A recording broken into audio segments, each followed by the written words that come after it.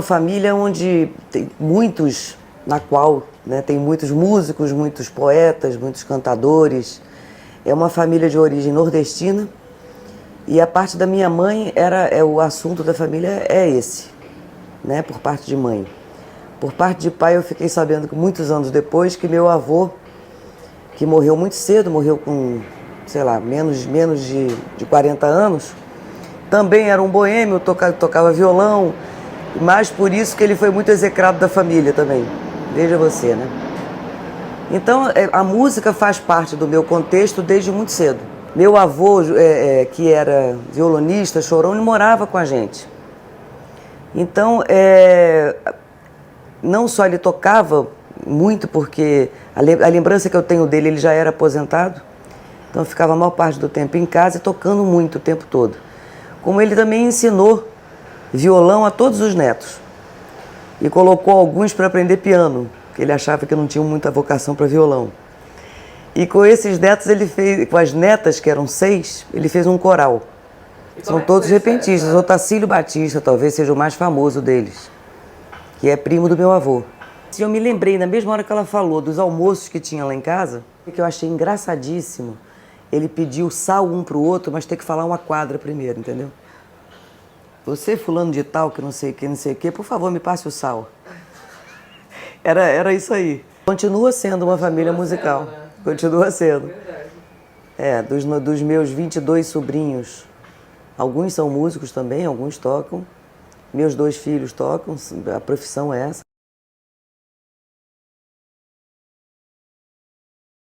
Não é nada romântico, tá? Eu comecei aprendendo violão com esse meu avô, era o meu instrumento. Depois ele achou que eu tinha que aprender música mesmo, academicamente, porque ele achava que era essa que ia ser a minha diretriz. Ele determinou que dos 9 netos dele, 3 seriam músicos. Ele não determinou, ele observou, né? É Luciano, Rafael e Amélia, esses vão se dedicar à música. E foi verdade mesmo. E eu aí me colocou para aprender piano, porque eu tinha que aprender a ler música, eu tinha que me aprofundar e parará. Não deu muito certo não, estudei 5 anos, mas não era minha mesmo. E aí a gente formou um conjunto de choro, o Rafael, meu irmão e eu. Na verdade éramos eu, ele e mais um amigo, que era esse que tocava bandolim, o Paulinho. E faltava um violão, faltava um cavaquinho, eram 2 violões, um bandolim. Depois entrou o cara do pandeiro e não tinha um cavaquinho. Aí Rafael foi quem falou na frente de um contratante, que aquele conjunto, quando o cara inquiriu, perguntou, mas escuta, não tem cavaquinho nesse regional? Ele falou, tem, é ela que toca. Eu nunca tinha pegado no cavaquinho na vida. Eu falei, legal, sou eu que vou tocar o cavaquinho, já entendi. E aí passei a tocar cavaquinho por isso, porque não tinha quem tocasse. Então não foi uma escolha, não. Foi uma necessidade, né? Depois eu me apaixonei por ele, claro.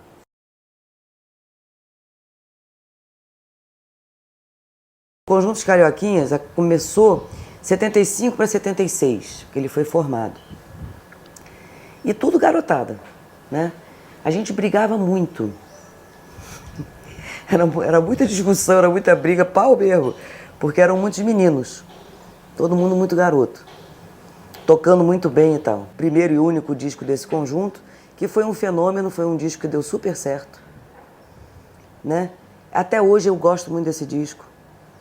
São 36 anos, eu continuo gostando muito dele. Acho que é um disco que assim, mostrou muito o que a gente pensava naquele tempo, e o que a gente pensava é o que a gente pensa até hoje. Se você estudar o repertório desse disco, você vai entender tudo que foi feito depois. Por mim, pelo Maurício, sobretudo pelo Celcinho, tem muito a ver.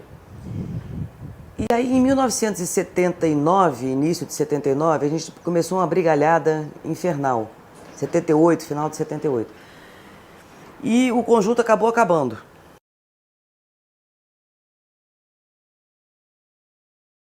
Sem a menor pretensão de virar um conjunto, que a gente queria era atender o Joel, que queria tocar a suíte.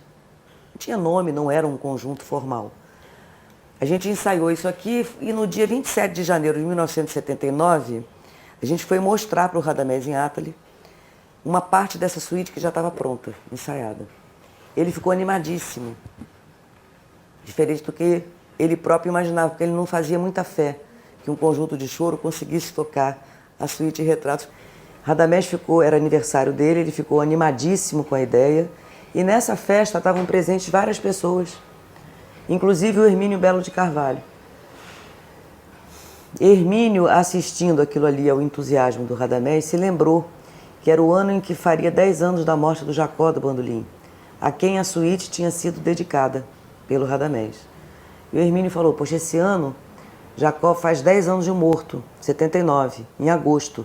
Vamos fazer um negócio com esse material, vamos botar essa garotada no palco junto com o Radamés. Não fosse por isso, talvez não existisse a Camerata. A Camerata passa a desenvolver, graças ao trabalho do Radamés, sobretudo, e ao interesse do Joel e daquela garotada que estava querendo estudar, não estava só querendo tocar o choro de sempre, mas estava querendo fazer coisas diferentes com o choro, mais contemporâneas, e mesmo dando vazão à sua capacidade de criação, né? A Camerata foi um divisor de águas dentro da história do choro, na minha opinião.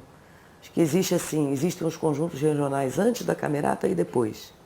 Quando passou a haver uma preocupação em se arranjar, em se fazer, em se ensaiar melhor, como o próprio Jacó já fazia, dar mais cuidado ao acabamento das coisas, até arranjos, até vozes e tal.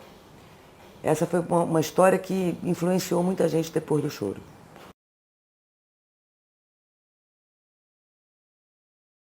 A primeira reunião para me oferecer esse trabalho foi ridícula. Eu guardo ela até hoje, na memória, né? Que era assim, eu tinha que gravar os clássicos do choro, quer dizer, nada seu, nada de novo no pedaço, mas vamos apostar no sucesso. Você tem que fazer uma capa erótica, assim, meio sensual, botar uns decotes, umas pernas de fora e tal, e eu escutando aquele cara falar. E vamos apostar, assim, nesse lado feminino, nessa figura feminina. Eu falei, tô afim não. Ele falou, como? Você não vai recusar uma turnê nacional, seu primeiro disco? Eu falei, vou. Eu tinha 18 anos. Vou recusar porque eu preciso conseguir voltar para os meus amigos feliz por um trabalho e não querendo pedir desculpa pela porcaria que eu acabei de fazer. Eu quero o respeito dos meus colegas, aqueles que começaram comigo. Eles é que me interessam. Eu não quero esse sucesso fácil, não faz a minha cabeça. E eu me lembro dessa frase, eu quero ter o direito de envelhecer. Né? Porque quando eu vou estar tocando melhor, eu quero ter o direito de ficar mais velha e de continuar sendo uma pessoa que interesse para a música. Se eu for atrás disso que você está me oferecendo, vai ser uma carreira de bailarina. Com 35 anos eu não existo mais. Né? E a música não é isso, quanto mais maduro, melhor. Né? Então essa história, pelo fato de ter sido mulher, aconteceu, existiu. E depois tinha um preconceito também, uma frase horrível que eu escutei, por causa do cavaquinho em si. Você escolheu tocar cavaquinho? Um instrumento para crioulo tocar o gemado? Que é o cavaquinho de Lisboa, ele era tocado pelas mulheres. Era um instrumento feminino em Portugal. Muitas mulheres tocavam cavaquinho. Mas no Brasil a realidade não foi essa, era um instrumento popular, tocado por mestiços, por negros, pelo pessoal da rua. Que na verdade é de onde eu venho também, eu sou do povo, né? Eu não sou uma mulher nascida na elite, não sou... Enfim, né? Mas quando eu comecei a tocar e integrar um conjunto de choro, não havia nenhuma mulher integrando conjuntos de choro. Seja cavaquinho, pandeiro, violão, o que fosse, dos instrumentos de base, não tinha havido nenhuma ainda. Honestamente, eu não senti nenhum problema com relação aos músicos. Nem aos mais velhos, nem aos contemporâneos. Isso é uma bobagem. Que houve preconceito dos homens com você, de jeito nenhum. De maneira nenhuma. Porque eu acho que a música, ela fala mais alto do que qualquer outra coisa. Então, se você senta para tocar junto, não existe homem ou mulher, jovem e velho, não tem isso, tem a música. A música é o fiel da balança. Se na cabeça de algumas pessoas mais conservadoras ou mais limitadas, houve essa coisa da competição, de não querer, não chegou até mim, não. Acho que também a minha cara não ajuda muito a fazer muita gracinha, entendeu? Não teve muita ser antipatizada, não. Eu tive algumas checagens, isso sim. Alguma coisa assim, como quisesse, vamos ver se ela toca mesmo, isso aconteceu. Mas eu acho que não era só pelo fato de ser mulher, não, era pelo fato de ser jovem, né?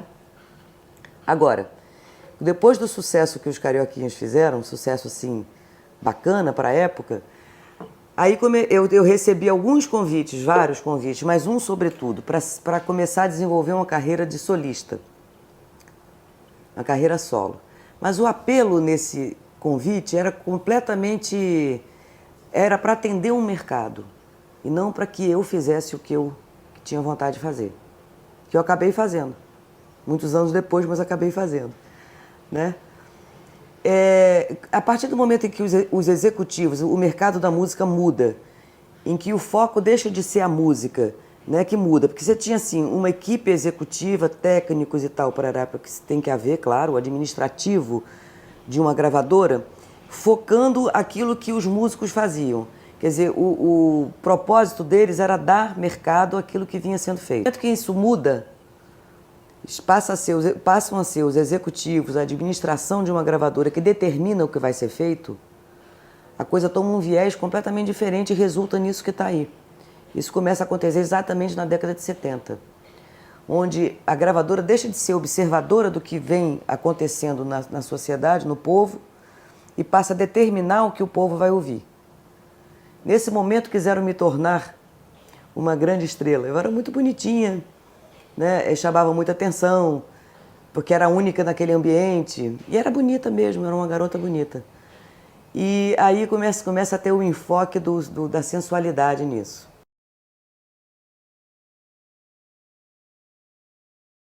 O disco, né?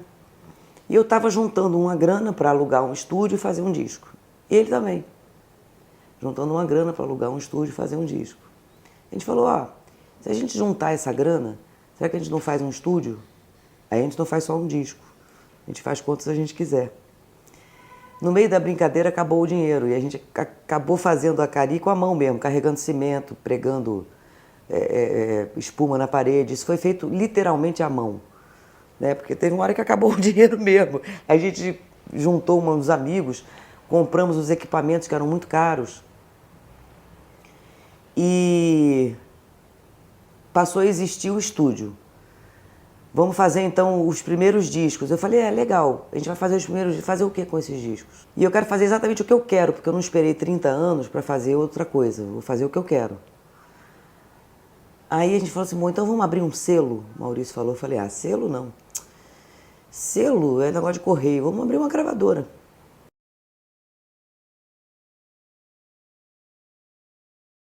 Desse desejo também, de que a gente pudesse formar pessoas, ser formado, que a primeira coisa que a gente queria era ser formado por pessoas que preparassem a gente para o mercado de trabalho efetivamente.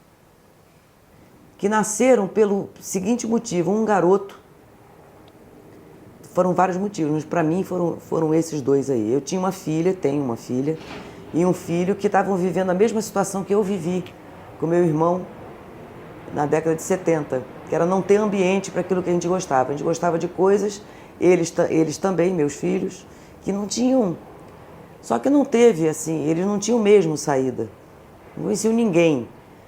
E estavam muito desambientados, uns adolescentes difíceis. Conversando com uma amiga que na época era diretora da Sala Funarte, a Cirlei de Holanda, ela tinha uma filha, tem uma filha, na mesma situação. A Carol de Holanda, que toca flauta e que estava vivendo o mesmo problema. Ao mesmo tempo, tinha havido uma cobrança.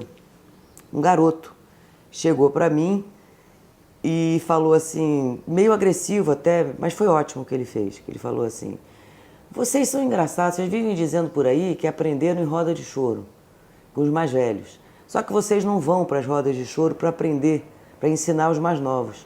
Falei, caraca, então agora é verdade, eu agora sou a mais velha. Então eu tenho que passar essa bola, né? Realmente, a gente não ia para a roda de choro. A gente faz as rodas de choro da gente. Mas as rodas de choro, assim, públicas, para nós, não era mais um motivo de lazer tocar choro. Vou ver se eu explico. A gente aprendeu com os mais velhos, para eles tocar choro era lazer. Era o negócio do final de semana. Alguns eram músicos, outros não. Os que eram músicos passavam a semana gravando e fazendo coisas que não diziam respeito ao choro. Os que eram amadores, tinham outras profissões. Se juntavam no final de semana com a mesma ansiedade de tocar choro. sem fazer muito alarde, apareceram 50 e poucos garotos no primeiro dia. Falei, caramba, uma roda de choro grande essa, né? Que 50 e poucos garotos é uma roda complicada. E aí a gente se viu na necessidade de começar já a organizar esse ensino. Não ia dar para ser uma roda de choro com 50 e tantas pessoas, né? A gente começou a fazer os regionais. Quem é que toca pandeiro aí? Tem 5. Quem é que toca violão? Tem 10. Então junta aí 2 violões com esse pandeiro. Solista, começamos a formar os conjuntos. Formamos diversos regionais e a aula era essa. Cada professor fazia a sua ronda nos regionais, dando dica para um e para outro, vendo repertório e tal. Esse foi o início da escola portátil.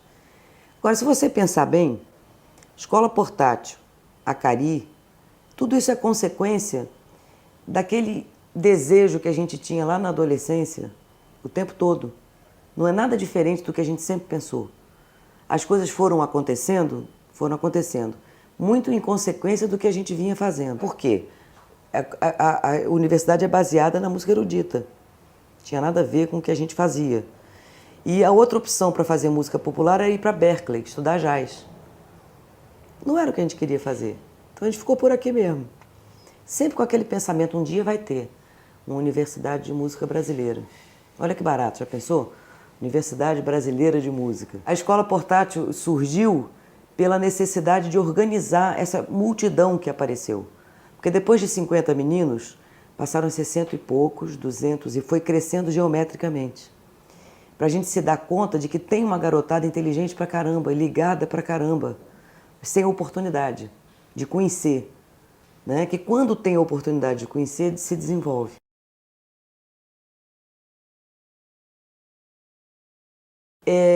Foi montada a peça Besouro Cordão de Ouro, que fala de um herói brasileiro. E diferente dos heróis que são impostos pra gente, era um cara negro, não tinha muitos atrativos físicos, digamos assim, não era um super-herói no padrão que a gente tem, mas é o herói brasileiro, né? Um capoeirista, de uma história linda,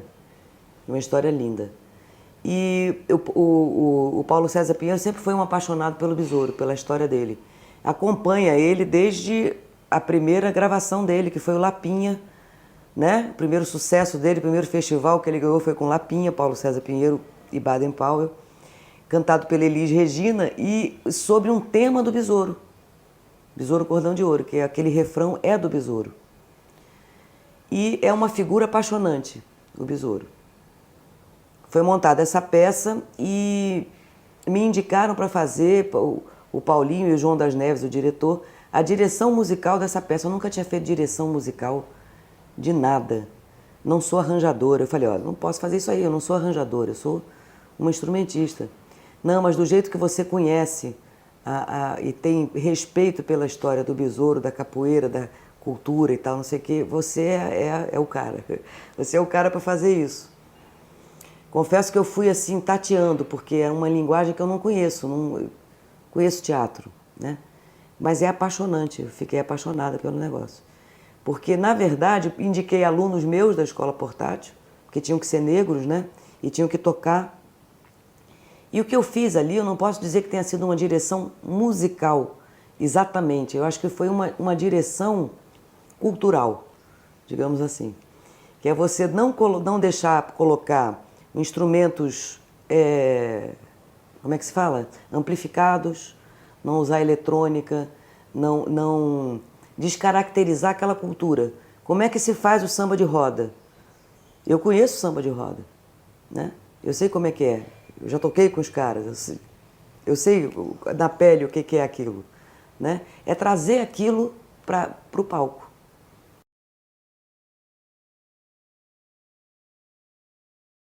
Daqui para frente, o choro está na mão de vocês, está na mão da garotada. Como esteve na nossa boa um tempo atrás. A gente tem que seguir o caminho aí. Não é um caminho fácil, mas ao mesmo tempo é muito prazeroso, né? Acho que a gente está deixando um legado. Eu tenho essa certeza. Se eu abrir mão de muita coisa na minha carreira, na minha trajetória pessoal, não fiz questão de ficar famosa, não procurei esse caminho, porque eu sabia que tinha uma coisa mais importante, que ia me dar mais prazer também de fazer, essas coisas estão construídas. Então aqui, eu falo disso sem a menor vaidade, porque eu costumo dizer que eu levanto uma bandeira. Realmente, o mérito de levantar a bandeira pode ser meu, do Maurício, de alguns companheiros. Mas a bandeira é muito boa. Não fui eu que criei a bandeira, né? Então eu estou levantando uma bandeira que não é minha, mas que eu tenho o mérito, sim, não estou fazendo a falsa modéstia de levantar. Agora, daí para frente, continuem com a bandeira. A gente está construindo uma sede que vai se chamar Casa do Choro, vai se inaugurar no ano que vem, 2014.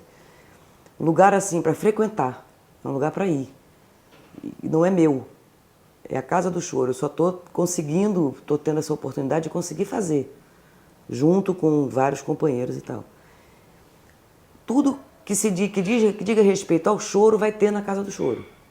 Material para pesquisar, todas as partituras, um acervo maravilhoso, um teatro, um estúdio, um lugar para roda de choro, um lugar para sala de aula, o que mais que vocês querem?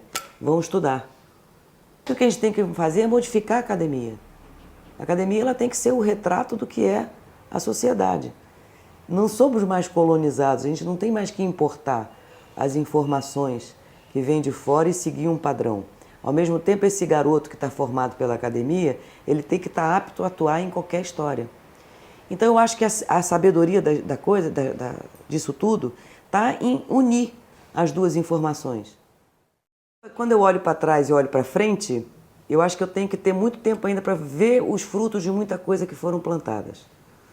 Né? Muitas coisas que foram plantadas. Acho que eu sou uma pessoa feliz pra caramba. Apesar de todos os tropeços e dificuldades e tal, eu estou fazendo o que eu gosto e o que eu acredito, e eu não abro mão disso não, das minhas convicções. Sou muito feliz por elas, inclusive porque elas são verdadeiras, elas me provam o tempo todo que eu estou certa.